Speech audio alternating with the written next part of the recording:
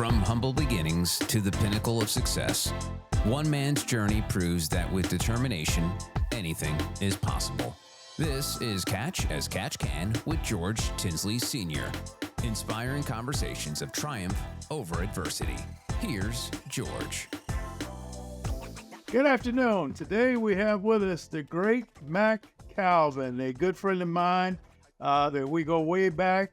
He's a basketball legend, five-time ABA All-Star, whose illustrious career spread both the ABA and the NBA, and as a record-setting point guard who led teams to unexpected playoff success. Mack's journey from player to coach demonstrates his deep understanding of the game at every level. Now a motivational speaker, a youth mentor, Mack inspires and empowers others with his message of seizing the moment through strategy, discipline, and energy. Mack, welcome to the podcast. Thank you, George. It's an honor to be with you, my friend. I appreciate you taking the time. You're out there in sunny California. You could be out on the beach walking and having a Starbucks coffee, just enjoying life, but you taking the time to be with me, my friend. I tell you what, I brought along an old Floridian hat, from back in our ABA days where we first joined together as roommates during the early part of the season, preseason that is, and formed our long relationship back in 1971, somewhere in that neighborhood, man. So I appreciate the friendship. I appreciate you being on the program today. Well, George, sports brings together great friends over a period of time, not just as teammates, but we develop our families. Families are very close. We've traveled together. We've gone through a lot with each other throughout our career and our life. And it's just an honor. You're closer to me than a brother. And I've been honored to be your friend, and I'm so pleased to see the great success that you have had after basketball, and also the great family you have with starting with the great wife Saritha and little George and Penny. So success, basketball helps build what you have today and the journey through life. Our journey is never ending. So I'm just very excited and proud to be with you. Well, thank you, sir. Thank you, sir. So let's start off, Mack. Let's after that great introduction, which I appreciate, let's start when you first started playing basketball. Can you remember back what excited you, what got you motivated to play? Well, George, my family moved from Fort Worth, Texas, when I was 10 years old to Los Angeles, and so we moved to Imperial Courts, which is the projects. And that's where the large recreation center, and I played baseball, basketball, football, ping pong, you name it, but just something to stay active. And then I was really a better baseball player than I was basketball. And so I played that. So Imperial Courts in Watts, they call it South Central today, but it was really Watts in the projects. And I had three great coaches, Coach Perez, Jack Perez, who went on to be the superintendent of Parks and Recreation for about 2 decades, and then I had Coach Williams, John Williams, and then I had another coach, Mr. Frank Henderson, and it actually was Frank Williams and Frank Henderson, and they really instilled in me, the value of playing together as a team. I had no clue what a basketball was or baseball or any of that when I moved from Texas. And I played every day. I played except Sunday. They were the recreation center was closed on Sunday. So that's how I really got started and started playing basketball as a group, as a team, and started playing baseball as a team. And that's how I started getting involved. And from there, my family moved to Long Beach and I was very fortunate to move to Long Beach, go to Long Beach Poly High School. And it just went to another level. Where my team was 77-1. So it really started when I was 10 years old in Watts. 77-1 in high school? Yes, Long Beach Poly. Wow. Two CF championships. And the reason we lost that one game is two of our starters, my junior year, they were late to catch the bus to go to the game, and Bill Mulligan, the famous Bill Mulligan, Hall of Fame college, high school coach, he left those two guys, Trent Gaines and Billy Richards, and I got the chance to play a lot more of that game because I was a sixth man, came off the bench, but we lost that game by 1 point. Eventually, we played them later on in the year in the playoffs. We beat them something like 20, 25 points. So let me be clear. In your senior year, you were a sixth man? Oh, in my junior year, I was a sixth man. Okay. Yeah, Okay. yeah, 11th grade. Senior year, you were definitely starting. Well, my senior year, I was first team All-CIF, one of the top 10 players in Southern California. Okay. Our team was undefeated, and I really blossomed, but I didn't have the grades to go on, George. I was reading at the 7th grade level, and I had a 1.9 grade point average. So obviously, all the coaches backed off. But that was part of my journey starting then. So Mack, tell me about that. That is probably, I know you've faced a number of different obstacles, like I did in growing up and moving on. Sports was an opportunity to develop self-esteem and to get out of the circumstances you were in. Facing those difficulties, did that cause you to pour more into the game? Well, George, I had to play because I was telling my family. My dad was an alcoholic and a lot of verbal and physical abuse in my family. So I stayed away from the house so I wouldn't have to encounter all that. And that's where I developed a stuttering problem. And that's why I missed a lot of class.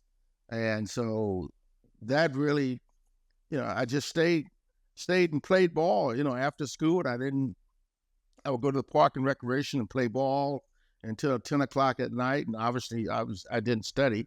In high school, I never know where the library was. So I never did that. And so in English class and other classes, philosophy, I would have to read and I would stutter. I would read a sentence, and so the kids would laugh at me. And so I obviously stopped going to that class because they would laugh at me. And so they put me in special ed, wood shop, metal shop, and all those classes. So I never really matriculated from an educational standpoint. It wasn't that I was dumb, right? Because you can't be dumb, and play basketball and be a point guard. You got to know all the plays and the options of that plays. And so it was just a fear and lack of preparation. And, I didn't know a sentence from a period. And, I never took the major core classes that would take you on to college. I never took algebra, the trig and Spanish and the core classes that you needed. So I was just so far behind until I had to go to junior college, and that's another conversation. Right. So, and that's what we want to move on to. So you go to junior college, and you start to develop there, and then you move on to USC. Take me through that. Well, Georgia, as I said, I had about 100 scholarship offers, letters out of Long Beach Poly because we were the number one team in the state. I don't know where we were in the country. They didn't rate you then, just only in the state. And so all the schools passed on me once they got my transcript. And so I had to go to community college, which was Long Beach City College. And there I had two great coaches. One was Bill Barnes, who became my mentor. He was an assistant coach. He was the dean of that school. And also Chuck Kane, who was my mentor, my head coach, who was in my wedding, was at my first game. He's the one, he was 6'5", didn't look like me. And he's the one that really turned my life around. He, basically said to me, Calvin, if you miss any more classes, you're off the team. He called me in his office, and I missed probably half of my classes the first 2 weeks. I would just stay in the corridor. And he called me in his office, and, for the first time in my life, I was checked. People, they made me accountable. And so they changed my whole course classes and all that, just really changed my life. And then we had 2 great years. I Was the second leading scorer both times at Long Beach City College in '66 and '67. We only lost 5 games those 2 years, but we never could win the finals against the great Jerry Tarkanian, who was a junior college coach. But I was able to get the grades. I was able to get all the core classes and the units that was transferable. And at the end of the day, I had about 50 scholarship offers my sophomore year at Long Beach City College, and I chose USC over UCLA. And as you well know, during that era, UCLA was winning everything, and I would have sat on the bench my first year behind a great All-American guard named Mike Warren, and I just didn't want that. And I started at USC. I lost more games the first month at USC than I lost in the 4 years at Long Beach City College and my high school. And so, but had a great time at USC. Graduated on time. We lost 1 year, my senior year, 2 games, and that was both games to UCLA. And in those days, as you well know, you couldn't get out of the conference if you didn't win the conference. Right. Yeah. And UCLA had the great Kareem Abdul-Jabbar during that time. Yeah, who was name was Lou Alcindor, and they had the Lucius Allen, and they had about 4 or 5 players that at my senior year went on and played professional ball. Mike Warren didn't, because he became a great actor in Hill Street Blues and other movies. But I grew up, those 2 years at Long Beach City College, George, and I tell you, I really learned a lot about discipline, because I remember we were undefeated for about first 18 games, and we had a Friday night, we had a Saturday game. So after practice on Friday, our coach, Chuck Kane, said, I want everybody home by 9 o'clock. And so we can, the discipline part. And one of my good friends, Mel Reed, who was one of our star players, who was injured at the time, and he was being recruited by the University of Oregon. And he had a couple tickets to Oregon USC game, and he asked me if I wanted to come. And it was an early game, 6 o'clock game that Friday. And I figured I would be back home by 8 o'clock. We had to play. It was about a 25-minute drive to the sports arena. And long story short, that game went 3 overtimes. And I did not get home until about 9:20. And when I ran into the house, I asked my mother, Coach Kane called, check up on him, and she said no, and I was safe, But long story short, George, the next day we played. We had to go to Bakersfield, play. We were the number 1 team in the country, junior college. And we played a game, and I did not play. I was a starter, averaging 18 points a game. I did not play that game. I didn't play the first half. I didn't play the second half. And we lost by a couple points. All the teammates was wondering why I didn't play, and I was wondering why I didn't play. So the next day in practice, which was on a Sunday, we're practicing. I don't practice. We finished practice, 2-hour practice, and everybody shoots the free throws, run out of the gym. I was running out of the gym, and Coach Kane called me back, and he said all the players locked the doors, and he said to me, Dad, you're going to learn discipline in life. You've never been accounted for. And he shut the doors, and the assistant coach, Bill Barnes, he said, you're either going to quit or you're going to learn a lesson. And George, it was the defining moment in my life, and that's what carried me over to the 12 years of professional ball and 7 years coaching NBA and college coach, high school coach. He had me running with the medicine ball over my head for 45 minutes. Wow. Running suicides. You know what suicides are. Oh, yeah. Yeah, from baseline free throw. 45 minutes, George. And he said, only way you can go in if you can make it to the baseline, the end of the line before I blow the whistle. And every time I would get close to that line, man, for 44 minutes, he would blow that whistle, and I got so tired, I was diving. And finally, after about 45 minutes, he said, okay. He told the assistant coach to go open the door and let the players. They had to literally drag me out, George, and I really wanted to quit. I really, and so that's the person you're talking to now, who learned those early lessons. And now what I do with my camp and kids, I share that story, and basketball was all I had. But it taught me the discipline of life. That one day, and I was never late to practice, never late to catch the bus as a player, coach, administrator. I learned from that particular day. And I'll say this real quickly. Chuck Kane passed away, and I got a chance to see him a day before he passed, 2 days before he passed away. He was at home, he was on morphine, and I just asked him one question that I have wanted to ask for over 30 years. How did he know I had went to the game? Yeah. He was watching the game on TV, and then one of his best friends was the head coach, who told him that I was at the game, and the game obviously was over at 9:30, and there was no way I was going to get home on time.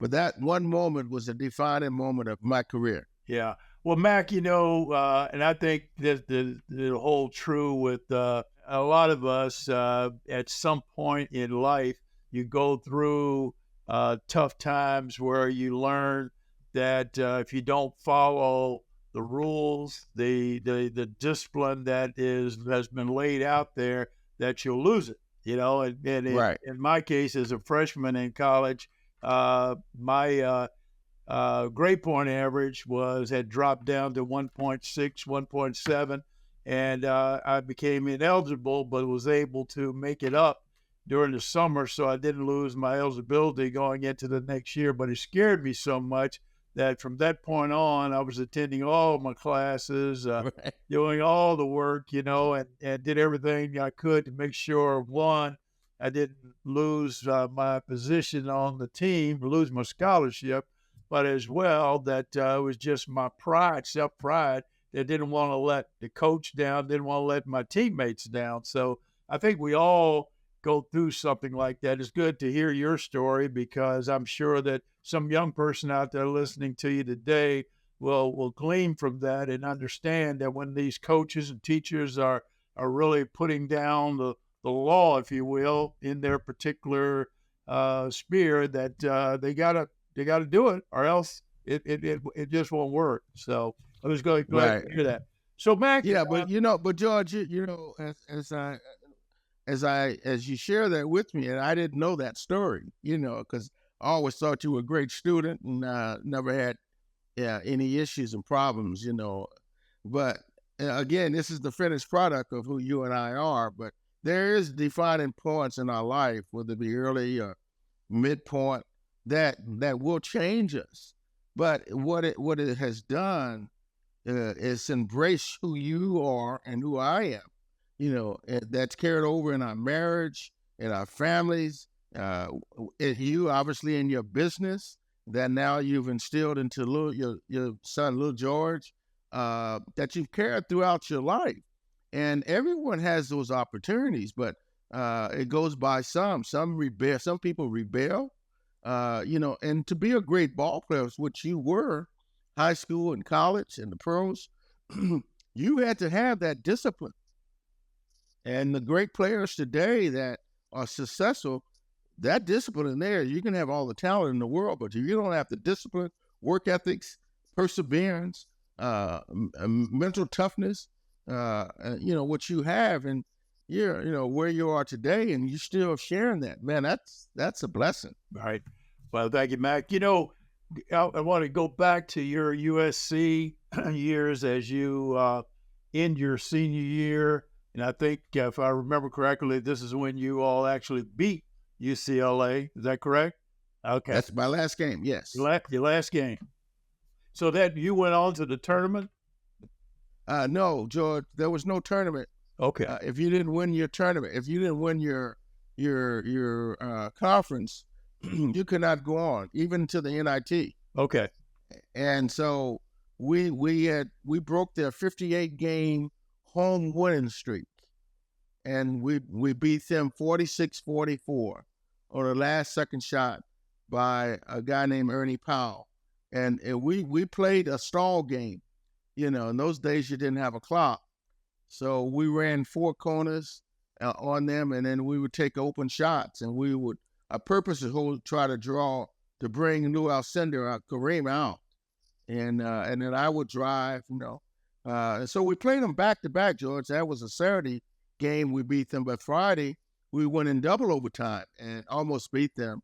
It was Lynn Shackelford made a jump shot at the buzzer to beat them. So we almost beat them. And the great John Wooden, who was the coach there, he, very disciplinarian, a Christian guy, and in the paper after a win on Saturday, he made a statement because we stalled the whole game. He said stalls are for horses. That's a great quote, man. Yeah. So you graduate from USC and you get drafted in the NBA and the ABA. And tell me about that whole experience and how you wound up into the pros. Well, George, I was fortunate enough to be one of the top players in the Pac-8 at that time. Now it's the Pac-12. I was invited to play in the Honolulu. I don't know if you remember that. They had a Honolulu All-Star tournament where they invited the 10 best players from the West, the South, East, and North. And so I went and played, and guys who were first-round draft pick, I competed against them, and I made the all-tournament team. And so that's where I got my exposure. Okay.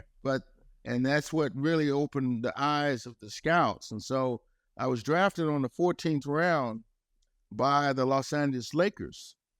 And they only drafted me because I was a local product. And Pete Newell was the general manager who knew my coach very well. And then I was drafted on the 7th round by the Los Angeles Stars. Here again, I had God's favor because Bill Sharman, who was a great Laker coach, as well as former Boston Celtics great Hall of Fame player. He was the coach. But they offered me $2,500 signing bonus and a $12,000 a year contract. And the Lakers offered me a free trip to tryout and a free signed Jerry West T-shirt. Which that's good as true. Down the street, right? Yeah. Yeah, at Loyola. Yeah, we practiced at Loyola. But yeah, they didn't offer me any money, signing bonus. And that $2,500 bonus, my wife at the time, Gail, we were able to get an apartment. I bought me a little Volkswagen, and man, I thought I was in seventh heaven. I still had about $1,500 in my pocket. So you signed with Los Angeles Stars, correct? Yes. Yes. Okay. And who was on that team, and tell me about how that progressed. Well, they had the great Willie Wise, right, one of the great two-way players, and they're certainly in the ABA and NBA. And we had old timers that came from the NBA like Wayne Hightower and Warren Davis. We had a great shooter who you probably played against, George Stone. Yes, from Kentucky. From Marshall. Yeah, from Marshall, played at Kentucky. Yeah. And then we had the great Merv Jackson, an All-American out of Utah. He was a first-team rookie year before I got there. We had Larry Miller, who was a big guard at 6'5", was an All-American first team at North Carolina. And George Lehman, who was a guard who had played in the ABA for a couple of years. George, I had seven guards ahead of me that had guaranteed contracts. And again, as I said, they drafted me because I was a local guy. And also the general manager, Jim Hardy, was a great quarterback played for the Rams, LA Rams. And so they drafted me. But all those guys, had guaranteed contract, and really was going to be tough for me to make it. But every day I came, I competed twice a day, and Sharman's theory was play one-on-one, show at the end of practice, and I beat every guy that I went against. But George, I had a fear. I didn't stick around after practice was over. Man, I ran out of the gym because, if you stuck around, you stayed around. I always thought that Bill Sharman, he was always cutting players after practice. And so I ran out of the gym, man, in my little Volkswagen. I didn't want to be cut. So even the last day of camp, I had played so well, I still didn't know if I made it. I went home, and we had to leave the next day to go to Carolina to play a couple exhibition games. I went home. The trainer, Buddy Taylor, had to call me and tell me to come pick up his uniform. My uniform, I made the team. So that was the fear that I had. That's a great story. Well, Mack, I remember you as a rookie. You were 1 year behind me, and I remember when you all would come to Kentucky to play. Our guards at that time were Darrell Carrier and Louis Dampier, two of the highest scoring guards in the league and on offense, but neither one were great defensive players. And in the locker room, as we're in the pregame, they were in there battling over who's going to check Mack Calvin, because they were both scared to death of checking Mack. Because Mack, you had one of the quickest first steps, and could pull up in on a dime and pop that medium range jumper or take it right on in during those first several years. I think you may have, as the season went on, was one of the leading scorers as a point guard. Who played point guard? Who played with you at guard that year? Your rookie? Well, Merv Jackson and another guy named Andy Anderson. Okay. Yeah. But you had become the focus of the offense, and those guys were shaking in the boot. And who was going to check you? So. Yeah, well, they were great players, George. Not giving enough credit. Louis Dapper was a great shooter, and and same with Darrell Carrier, but they couldn't guard their luggage at the airport, Yeah, but both great friends. Both great friends, and we tease about that today. But they were definitely had some fear. But you had a great year. So how did you break into the starting lineup and progress during your rookie year? Well, George, again, I wasn't highly thought of, but I had a great coach, Bill Sharman, who played with the great Bob Cousy. Right. And he was about speed and quickness. And that's what I brought to that team, speed and quickness. He wanted to play fast. But, George, when I was telling I was afraid of being cut, and we left to play a 2-game exhibition game in North Carolina. I never forget it. It was Boone's, North Carolina, and Appalachian, and I that first game, George, I didn't play in the exhibition game, and I played so well, and Willie Wise played, but he never played me that game, and it was just Carolina Cougars, and then we played back-to-back nights, and so the second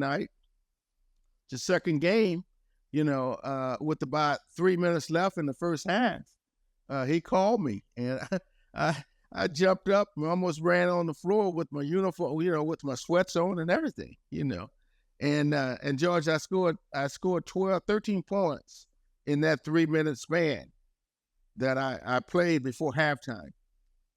And then after halftime, he started me. Long story short, I scored 34 points in that game in less than 24 minutes, And it was over then, George. Yeah. It was over. And I'll go back. I remember calling my ex-wife, Gail, and I said, after the first game, I didn't play. I said, well, I'll be cut. I'll see you in a couple of days. I'll be cut. I'm going to be cut. I didn't get played. We had about 18 guys on the roster, doing training camp. But after that second game, George, it was over. My career took over. And George, we won 23 out of 25 games remaining to make the playoffs.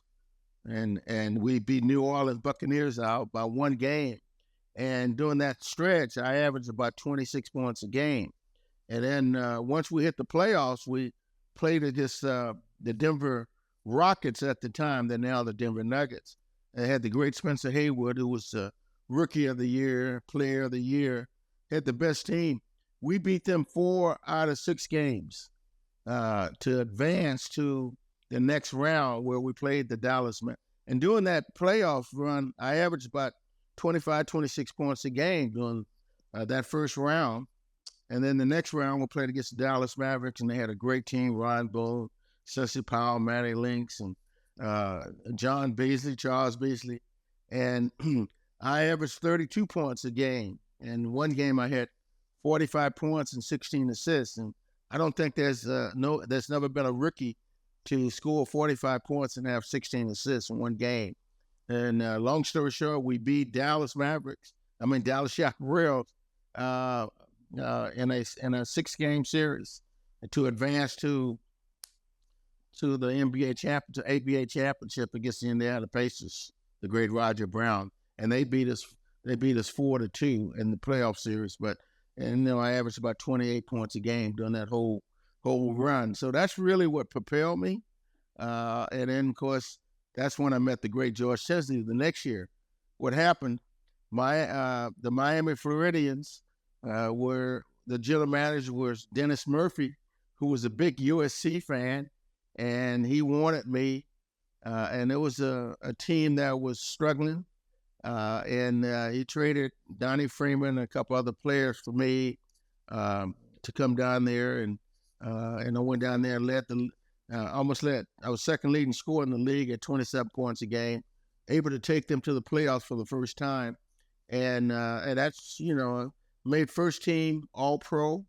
I was an All-Star player, and we didn't win. We won about 38, 40 games, more than they've ever won. And that's kind of where I had all really started, where I got my name. And then I think it was the second year. That's where you and I roomed together as doing training camp. And so those early years. And unfortunate thing with teams that I played with, Miami and Carolina, they all folded. We had great teams. I loved the city. They all folded, and I had to go into a dispersal draft from Miami to Carolina, and Carolina folded, and I went from Carolina to the Denver Nuggets. So I never stayed in one place, any city, no more than 2 years. Yeah. So Mack, going back as you were going through your career, and I think you made all rookie in your rookie year, right? I did. I was second leading vote getter behind Spencer Haywood. He was overwhelming choice. Yes. So you move around from team to team, and you just got married, and I think in your first year there in Miami is when your first child was born, or your only child. Christy, was born. Yeah. And so how did the moving around in those early years affect the family? How did you all handle that, you and Gail? Well, George, after the second move from Carolina, I always kept the moving company's phone number, so, and the general manager, so they knew what to do. But, after that first move from Los Angeles to Miami, which is really, it was troubling at the beginning because I had such a start and a great promising year, but that team, LA Stars, moved to Utah. That became the Utah Stars. And obviously they won the ABA championship that next year. So that was a disappointing fact as a team for me. But as an individual, it really propelled and took off. My career took off. But it was tough moving. We were leaving Los Angeles, where I had played high school, college ball, where my families were able to go to the games. Gail, parents was there. It was familiar territory. And so going to Florida was a tough move. And obviously my second year, we had Christy. And it was great. And George, I went from $12,000 a year to $60,000 a year. $60,000. I signed a 2-year contract, with the Miami Floridians for $60,000. I went from $12,000 a year with LA Stars to $60,000, and then in mid-season when I was leading scorer, they tore my contract up and gave me a $75,000 contract and then 90,000. So I don't know percentage wise what that increase is, but I'd say it's pretty was significant. yeah, yeah, yeah, and and then of course I became recognized as a great player, and it had its good and bad. So moving is not easy. You've moved a couple times, and as a player, it's not easy for you and the family, and then you got to get to know new teammates. Yeah. Mack, and I look back to the Floridian days where we became good friends, roamed together, and so forth.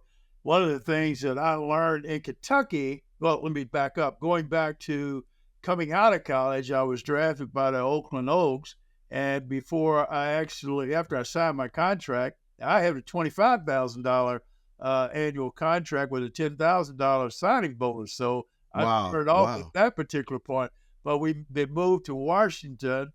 They went to Washington. 5 games into Washington, I get traded, or Kentucky buys my contract. So I'm excited because I'm going back home there. And so the team was pretty solid. We didn't have to worry about our checks and so forth. But I remember when I was with Miami, one of the first things that Ira Harge, who was one of our teammates, said, he called me Scooby. He said, Scooby, as soon as you get that check, go straight to the bank and cash it and make sure it doesn't bounce.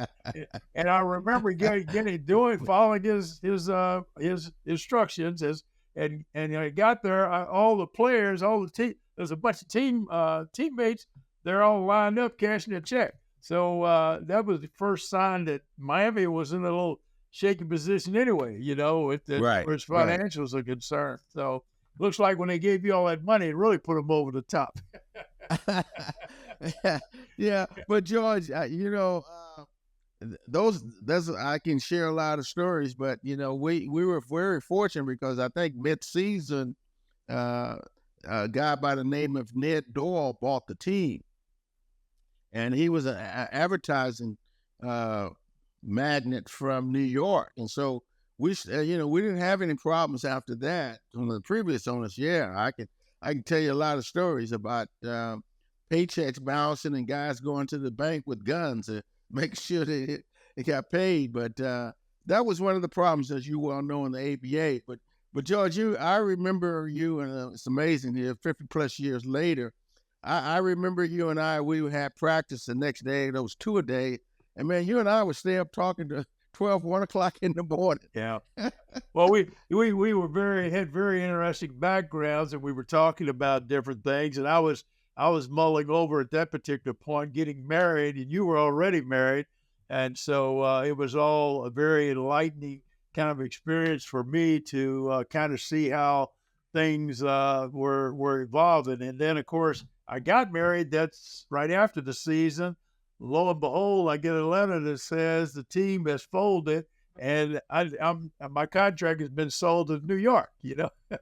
Wow. So those ABA days were pretty interesting. So, Mack, your career in the ABA, it was just outstanding. I personally think Hall of Fame career in the ABA and the NBA from the both playing in both leagues.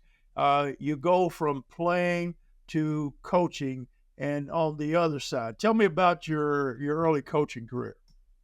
Yeah, and, just George, let me go back a second.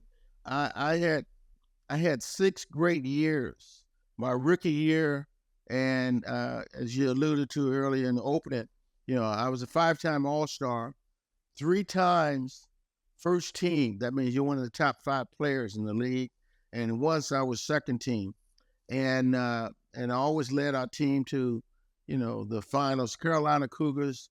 My year with the Denver Nuggets when Carolina folded, we were 65-19, and I was Basketball Weekly Player of the Year.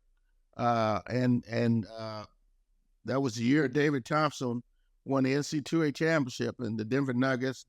His relationship with Carl Shear, they brought David Thompson in the 75-76 season. And so and that's that year they traded me to the Virginia Squires, and then I got hurt.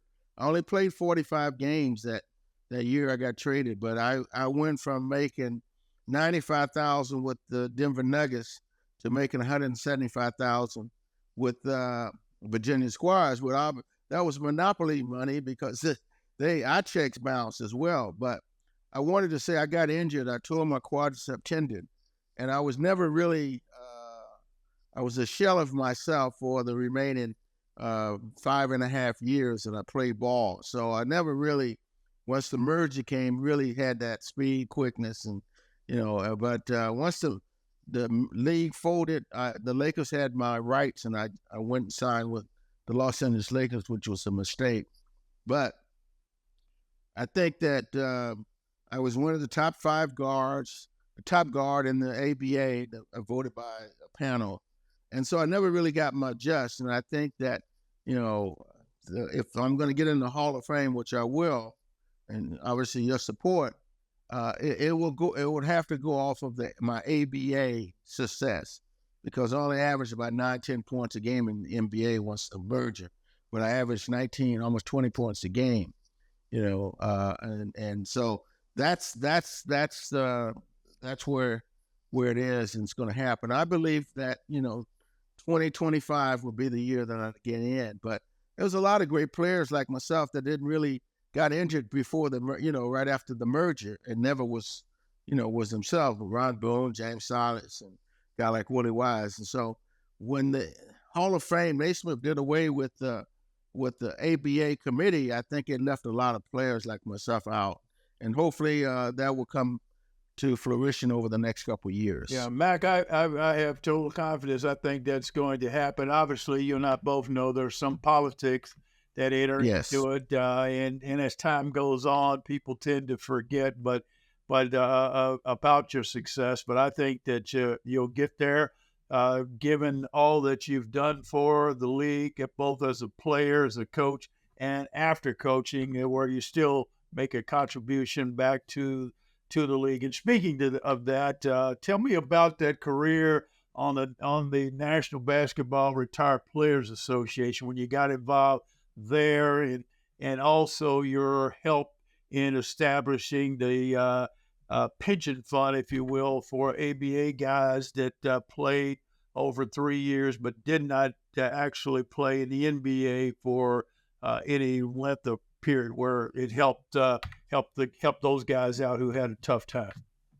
Well, George, thank you for that. But I want to go back. Once I do they get that call, get accepted, you'll be the next call. I want you to be by Gail Christie and my side, and come on stage with me, because you've been an integral part of my career and my life, and I value and look up to you. So you will be there, and I pray that we can stay healthy and that can happen. Thank you. But you also were on the board of directors, and you helped change the face of the NBA Retired Players Association with some of the instruments that you brought, accountability to the Retired Players Association. But I was on that one term. I think it was 3 years. I think you were on twice, and you were president at one point.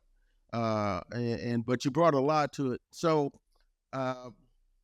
what really transpired with the pension now, it really started back in 2014, where there were 5 or 6 guys that the NBA, they were tooting their own horn. They had the best lawyers, got money.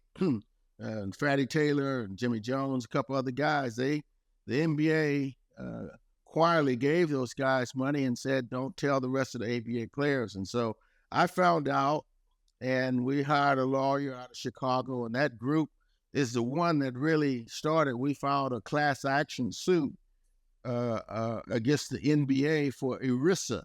And you've been in business, you know what that is. That's for taxes and pension monies, players not being paid. So we won a class action suit, and we had 3 buckets, 3 tiers of where we wanted to get our money. One, the class action suit, and one is the guys that didn't get any money in. And I did not receive any money because I was going through a personal marital situation, so I never received my pension money, and so I ended up getting one of the largest funds, a settlement. So we won the class action suit. Some guys got money And then there were probably 30 of us that never got the pension monies, and I was one of them. But then there was also another bucket where when we merged, the NBA said that all players that had pension money will be the year's service in the NBA and ABA would count as one. That didn't transpire. And so they put that in bucket 3, in which they hired another group later on that really went after and got the guys' monies that are getting out. There's about 105 players that are getting a large check at the first of the year of every year that did not play any more than did not play 3 years or did not get a pension from the NBA. Anyone that played less than 3 years, they got pension monies. And there was a cutoff, too, that you had to play at least 3 years in the ABA to get pension monies. And there are guys that only played 1 or 2 years. And my belief and philosophy, my theory is that all players should be accounted for, whether you played only 1 year or 2 years. Everyone should get those monies. So that's what I'm fighting for now. But we won that class action suit in 2016, and over 200 players got monies. And now last year, the NBA recognized, and that's how they call it, not a pension, recognition of the ABA. And so some of the players are averaging about $40,000 a year that they're getting receiving on the 1st of January of every year. That's a significant amount of money, personally, when you get guys that are in their 70s and 80s and just relying off their pension. But George, you know as well as I did, and you have fight for a lot of causes and things that, you know, we had a lot of guys, and you've had a lot of great friends that passed away that were really just destitute, and so didn't even have burial monies. And so you know, Sam Smith, one of your ex-teammates, I think, and friend, and quite a few more.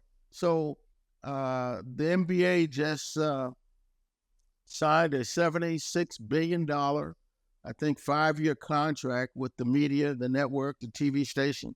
And I think some of that a portion of that should go in perpetuity to whether it's 40, 50,000 a year to former players. Even if those players were relevant, great players like Artis Gilmore, Ralph Simpson, myself, you, others should receive. I don't care if you're a multi-millionaire or whatever, that you're entitled to that. And so that's what I'm going to fight for, continue to fight for, and speak out on.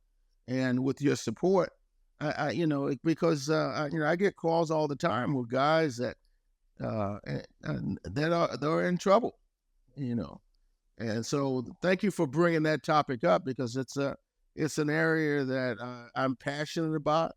Not that I'm a multimillionaire doing what God has, you know, sustained me and blessed me, but we have to take care of those who help build the face of the NBA today. Right, Mack, you've done a lot for the guys. A lot of the guys that are playing today don't realize the shoulders that they're standing on as they go through these big major contracts today. When you compare it to what you made and what I made back in the back in the day, it's really unbelievable to see the numbers that some of these guys are getting. But because of guys like yourself, things are changing and doors are opening for individuals. Mack, I want you to talk about your faith, because knowing you the way I do, I know that that's a big part of your life, your faith, and also your family. Tell us a little bit about this last few minutes that we have here. Well, George, I was baptized at 5 years old, you know, in Fort Worth, Texas. And, you know, I was just, you know, that was instilled in me at a young age from my grandparents, you know. And, you know, I haven't always hit the mark, but I've always in my heart had a belief of a higher power. And so that's who I am today. I share that. I don't boast or read scriptures, but I try to allow that light to shine in me daily, where people can see a positive reflection of you know, of God in me. And I share that with the young people, because George, I good friend, I have on October 8th, 1995, I came to the crossroads of making a decision. When I was young, my dad introduced me to playing the horses, and and I did that as a young kid, go to a racetrack with my dad, and when I retired, and so that was a daily thing. And I also, my wife had a lot of health problems. I was always running, so I used to always go to the racetrack. And so come in a week, October 8th, this year, I will have 29 years of not going to the racetrack. And I had to find out that what I was a compulsive gambler. I didn't play any cards or casino or gambling anywhere like that. All I did was play the horses, and that's all I looked toward to. That's where I ran and skate. And so it'd be 29 years next 2 weeks. And so a higher power, God took me, I realized on that last day, October 8th, as I walked out of the racetrack in Hollywood Park here in Los Angeles, I really heard the voice of God say, "Can you hear me now?" And I had tried to quit and stop for many years. And so I couldn't, going through meetings. And, now I'm a mentor. I go to meetings. I have sponsorship. And so that's when my faith really became very strong, because I could not coach or play ball anymore. Couldn't get a job coaching. And so I turned to my Christianity, to my faith. And it's what sustained me on a daily basis, and I try to share that. And you and I have the same values, because, you've had to have that spirituality, that faith foundation to sustain what you've gone through. And so it's what gets us through, George. And so, again, I don't quote scriptures or boast, but I just try to live a life and give back what God wants me to do. But I did have you want to call it an addiction.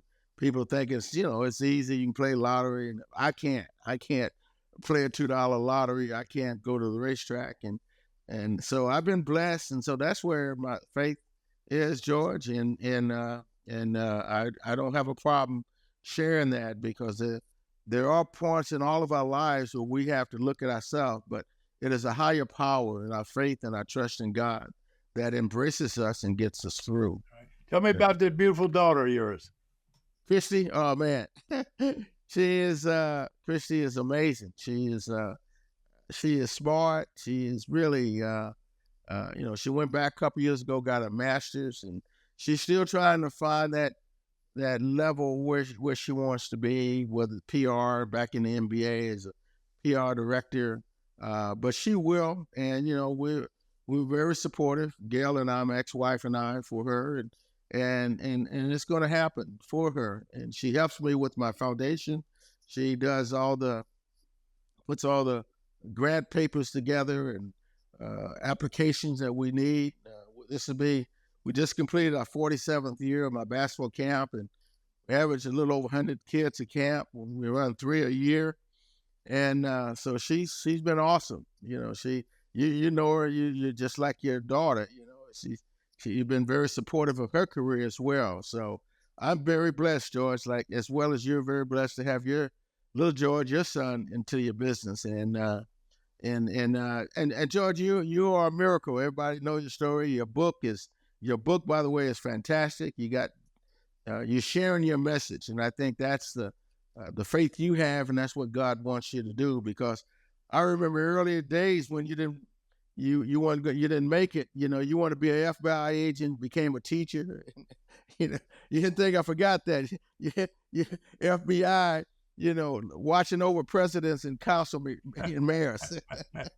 That'd have been Mack, your duty. We do what we do to find our way after that career of basketball that, what we aspire to be, but it doesn't always work out. You got to have a fallback position and stay positive and give a shot at different things. I knew that FBI agent wasn't exactly what I wanted to be, but it was an opportunity for financial growth. And fortunately, KFC came along with an opportunity with Walt Simon out there at KFC that sparked my career to get into the corporate business arena, and that just took off from there. So it's having faith, trusting in God, and knowing that if you stick with it, that something's going to turn out good.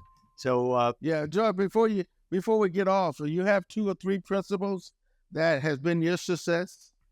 But Mac, my thing has always been the challenges that are before you.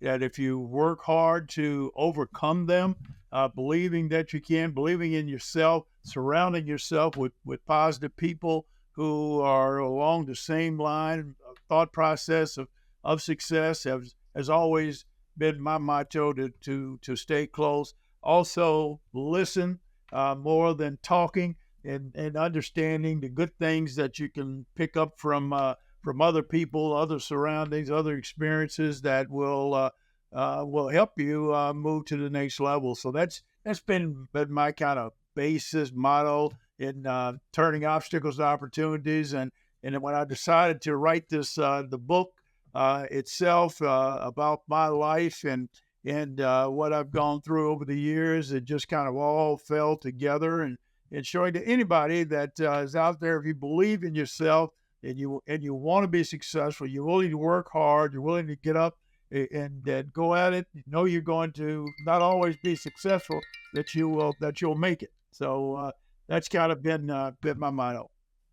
Yeah, and you got a beautiful foundation, a good team behind you, Saritha and George, and had Penny while she was here, and I think those are all important as well. Right. Yeah. So correct. Well, Mac, I have enjoyed being with you, my friend. We talk at least once a month, all the time. But I found out more about you today in sitting and listening to your story, and I'm sure that everybody that's tuned in will certainly pull something out of that story. They'll realize how great Mack Calvin was, and a future Hall of Famer, and so I hope that all the success in the world comes along, my friend. Thank you, George. I value your friendship and love you, brother. Keep doing what you're doing, man. Keep inspiring and keep lifting people up. Thank you, sir.